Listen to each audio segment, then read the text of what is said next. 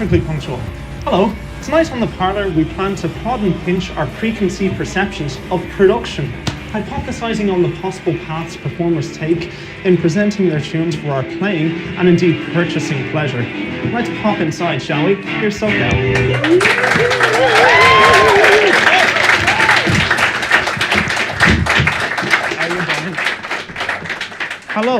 Hello, and a third time for good measure, hello again. This is The Parlour, a unique music series that showcases independent DIY musicians used to playing small, humble venues around the country and then elevates them to the lofty heights of this high loft, truly giving them the platform that they deserve.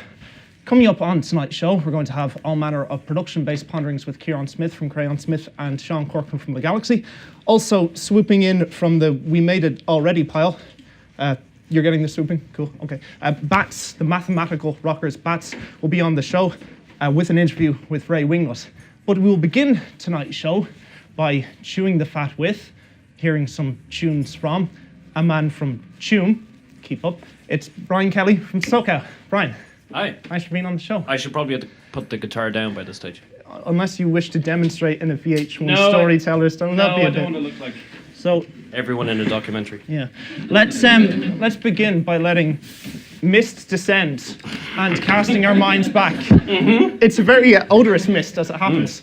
If we can cast our minds back to Seoul 2005, how did SoCal start? What do you see in that mist?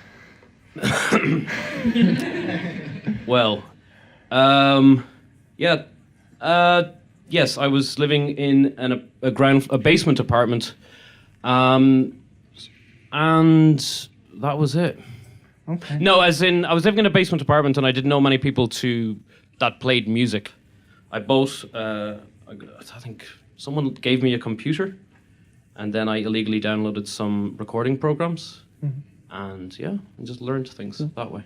And for a few years then, SoCal was very much like a bedroom recording project in a way. You were home recording everything. Mm-hmm. Was that out of preference? I mean, when people started taking notice of SoCal, did you consciously want to keep to doing things yourself?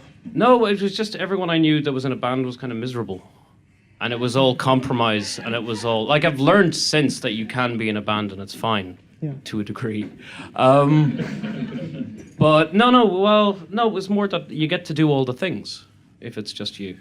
Like you get to make all the decisions and be the control freak that you want to be, and just it's fun. Yeah.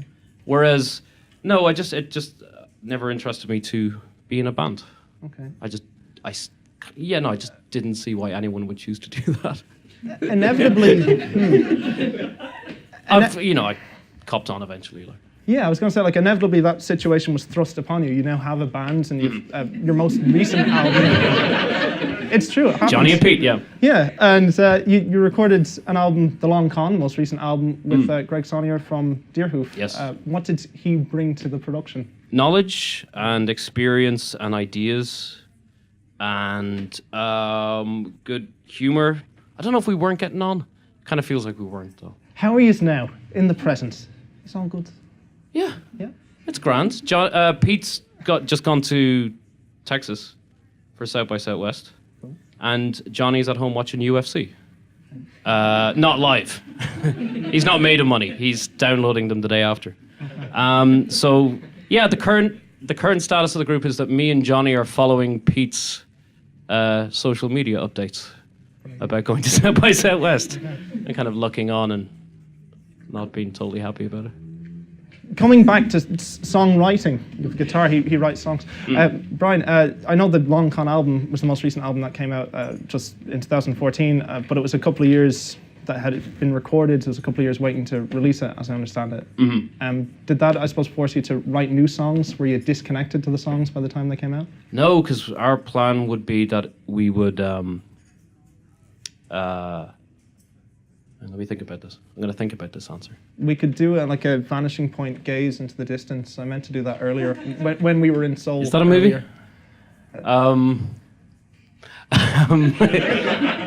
Isn't there a Primal Scream album? You don't mean that. No. What you wanted was an answer. No, we were supposed to put it out 3 months after it was recorded, and then that became 6 months, and then there wasn't much interest from other people, which is fairly essential if you want to put something out. And then eventually there was interest, but by that stage it was 8 months, and then there was a delay at the pressing plant, and then 10 other things happened. And yeah, by the time it came out, we were kind of done with it. But it was nice though, because when it did come out, it was like 2 years after. So we got a second wind. I haven't listened to the thing, I'd say, in about a year. Wow. Yeah.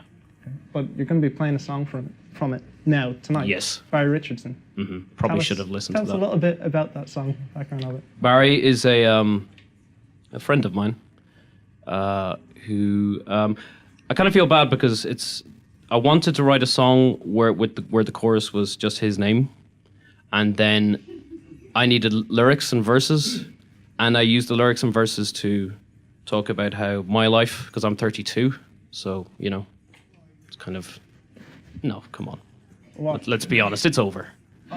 So what new delights am I going to bring? But no. So the song was all about kind of just being like bummed out that everything was kind of behind me. Yeah. But at least I can go drinking with Barry. But the effect of that is that it's like he is now known through various blog reviews as just being like the archetypal pisshead. I was going to say, I go to Boozer in Galway. You try and find. Yeah, I'm sure. Them. Yeah, no doubt sounding on some kind of Shane McGowan. There's a bus tour you can do. Why don't you play the song for us, though? Yes, absolutely. Will we bool a bus? Are we good with that? Okay.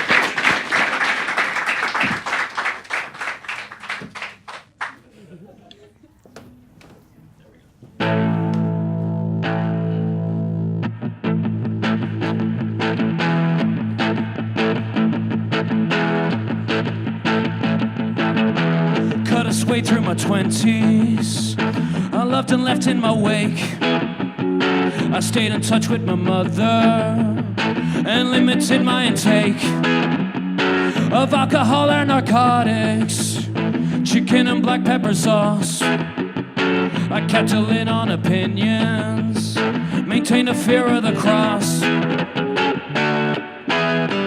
When I should have been drinking with Barry Richardson, serving 7 dimensions with Barry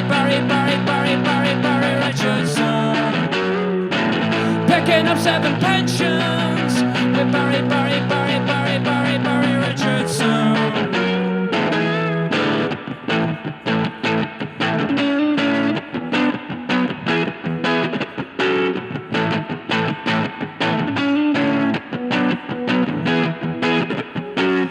A junior detective, and he's up on assaults. Corey's never allowed out. His wife is bad with the nurse. Jim's a driver for Tesco. He don't pick up when I call. Call him soft with his tread band. It's rare I hear any word. So I guess I'll go drinking with Barry Richardson, serving 7 dimensions with Barry Richardson, picking up 7 pensions with Barry Richardson.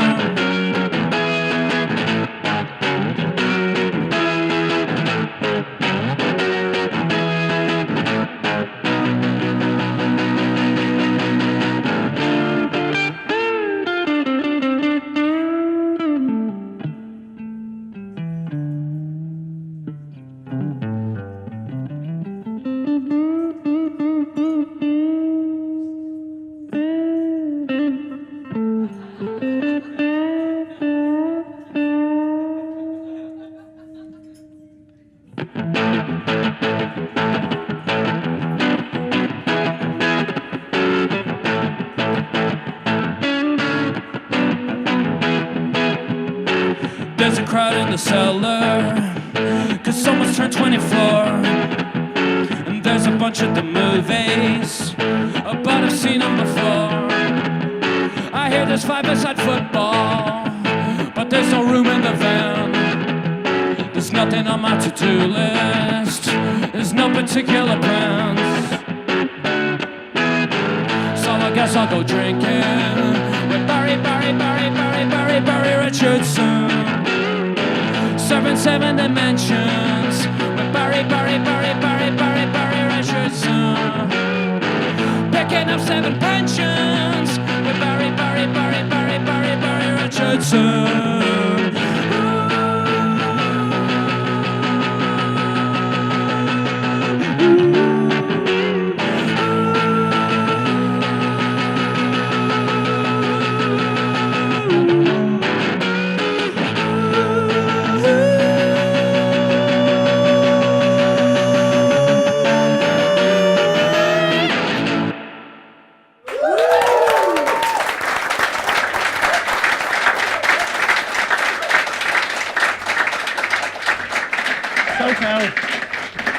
Wonderful stuff altogether. That is Barry Richardson from the album The Long Con. We're going to have another track from SoCal at the end of this show. As well as that, we do have, for you, our bovine public, a bonus track on our fantastic website, theparlour.tv/acts.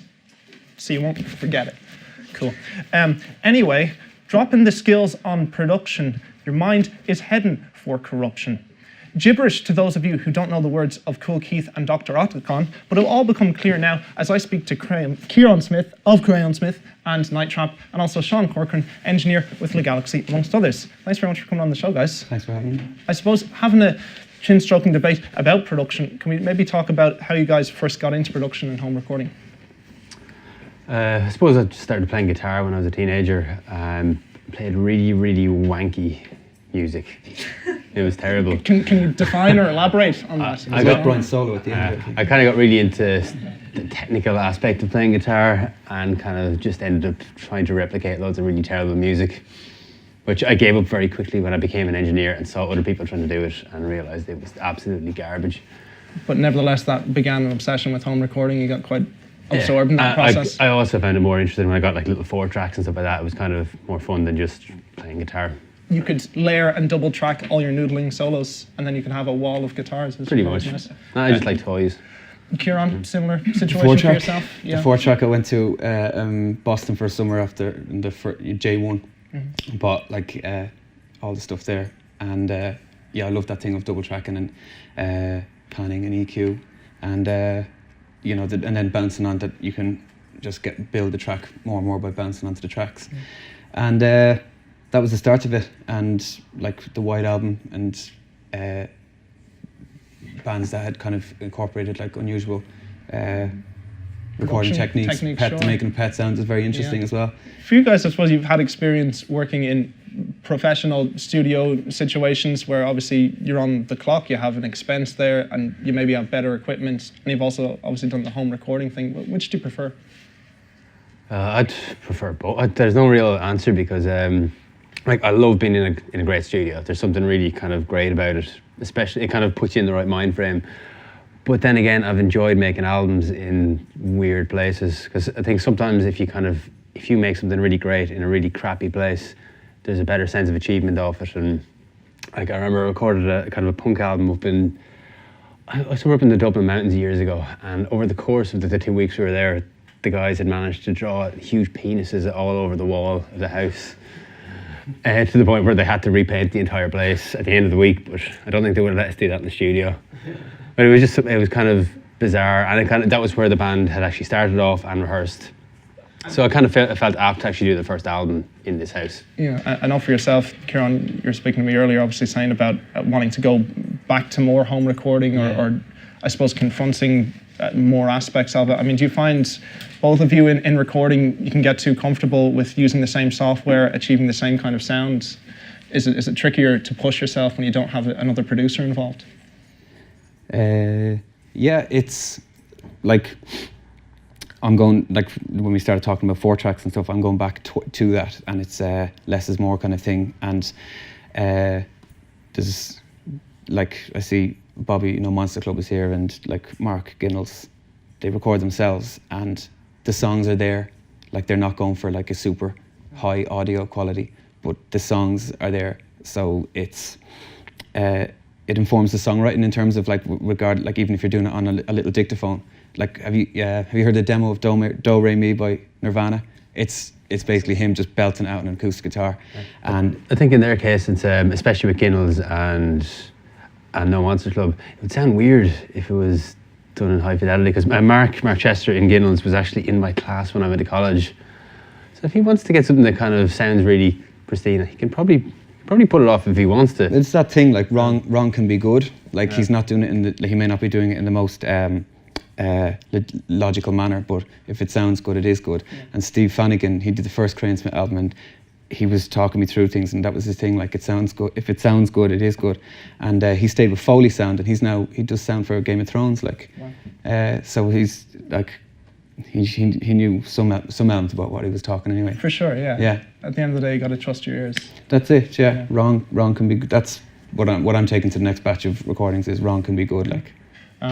It's an interesting discussion to have. I appreciate you having it with us. Ciaran, Sean, thanks very much for being on the show. Thanks for having us. Now, for you ladies and gentlemen, boys and girls, it's time for us to fulfil our remit with the Broadcasting Authority of Ireland.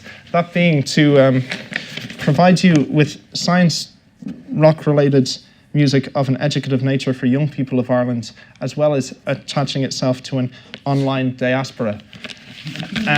On that note, here is the mathematical rock band Bats. They played in Whelans, and Ray Wingnut was there for a chat. How's it going? My name is Ray Wingnut, and I am here with Rupert and Craig from Bats. How's it going, lads? Great. How are you? Good. All right. Listen, I think you deserve an awful lot of credit in the sense that you've always showed a lot of ambition, especially in some of the people that you worked with, I think, you know what I mean?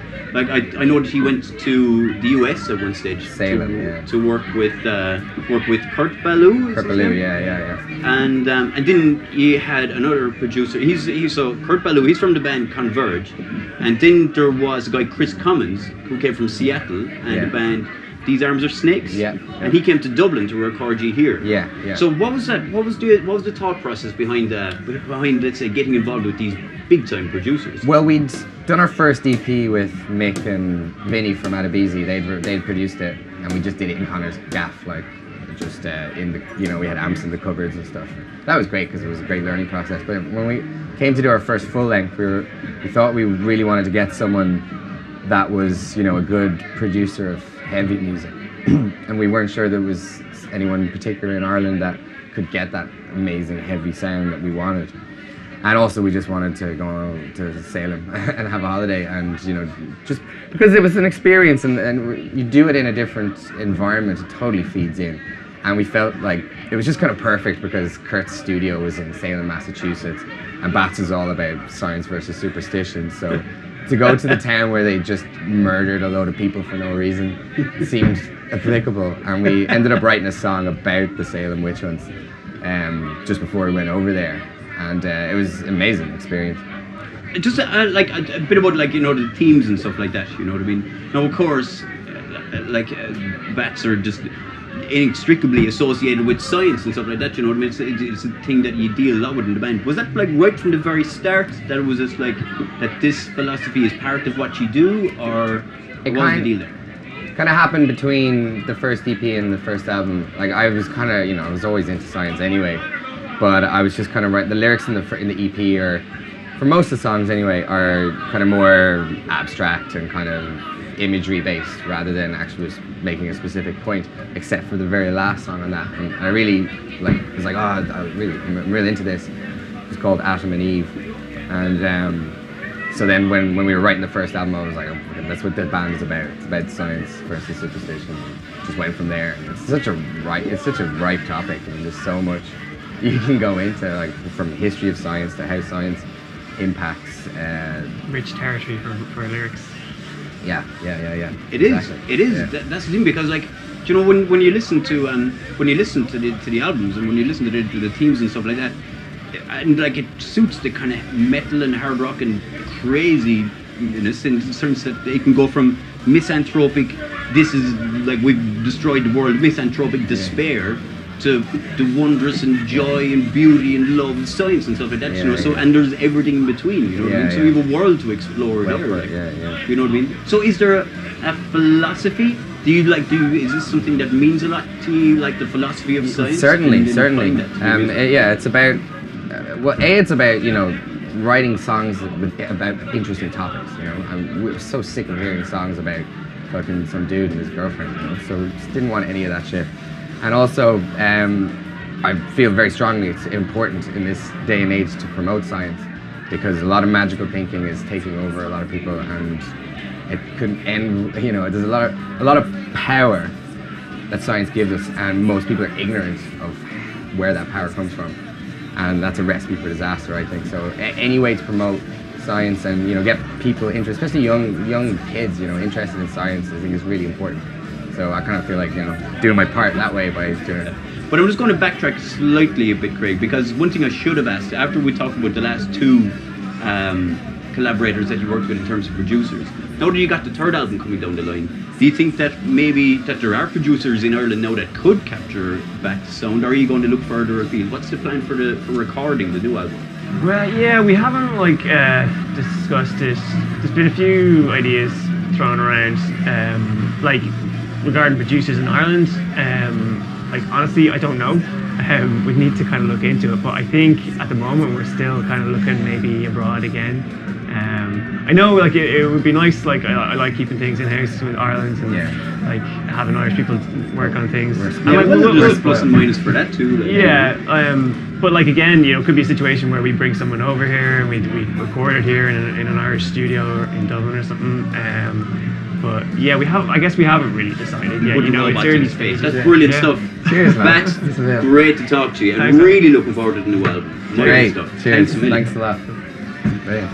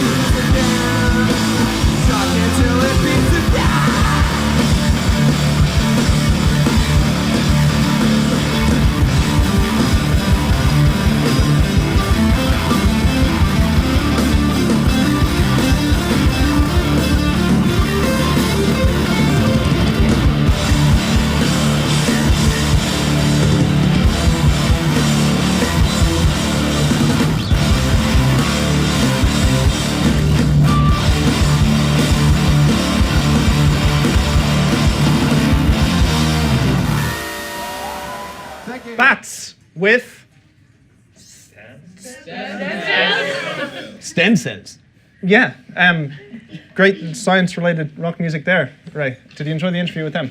Yeah, bats. Sure, look, they've been hacking for years, and yeah, they're going to hack into the future. But it looks of them and by the sound of them, yeah. Anyway, also obviously on tonight's show we have Brian Kelly from Tuam, County Galway. You're familiar with Galway, right? I am familiar with Galway. I'm not. Tell us about it. Well, where do you start really with Galway? I've been in Galway now about 5 years. It's been a pretty immense time. I've been drinking with Barry Richardson, which I suppose, you know what I mean. Very popular. Yeah, exactly, you know what I mean. Kind of puts you where you need to be in the place. But yeah, it's a great place. It's a great place to make music. It's a great place to hear music. There's a great community there. To buy music? A great place to buy music, yeah, to get the plug in. And yeah, you know, it's kind of, you know, I suppose it's been famous for hippies, you know, and that breeds into lots of kind of creative space and freedom. And yeah, there's lots of people making very strange music. The community scratch crew, of course, are cooking there all the time. There's really amazing hardcore and metal scene. And just, yeah, just really great people, you know what I mean? Like the folk guys are mixing with the metalers, and the metalers are mixing with the people making electronic music. There's great club nights there, great venues, of course. And yeah, it's a good spot. It's a good music destination. Tourist boards take note.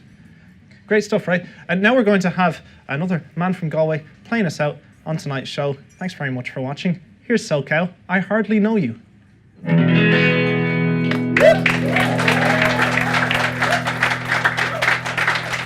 I hardly know you. Well, I hardly know you at all. I've got your first name. Now I'm hitting a wall. I hardly know you. There's 7 billion people that I never met, and round 600 that I'd like to forget. I hardly know you. Ba-da, da-da-da. Ba-da, da-da-da. Da-da-da. Da-da, da-da-da. Ba-da, da-da-da. Da-da.